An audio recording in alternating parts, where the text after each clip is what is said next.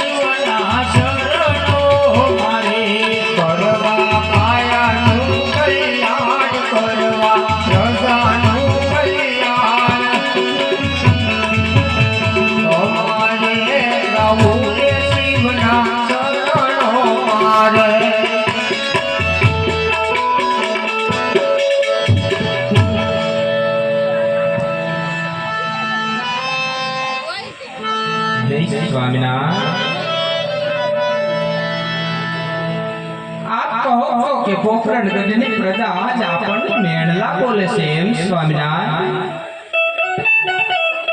આજ આ પોખરણ ગઢની ભોળોડી રહીએ આજ આપણને મેણલા બોલે છે એમ સ્વામિનારાયણ વાવણીએ જતા ખેડૂત આજ ભાષા ફરે છે આડલા તેડવા જતા રબારી આજ પાછા ફરે છે એમ સ્વામિનારાયણ રાજન કોણ કહે કે પોખરણ ગઢના ભા રાજા અજમલ માંગ્યા છે નહીં સ્વામી કોણ કહે કે પોખરણ ગઢના પતરાણી મિનળબા માંગ્યા છે નહીં મારા નાથ આપણે કઈ સમજવામાં ભૂલ કરી છે રાજન આપ તો જાણો છો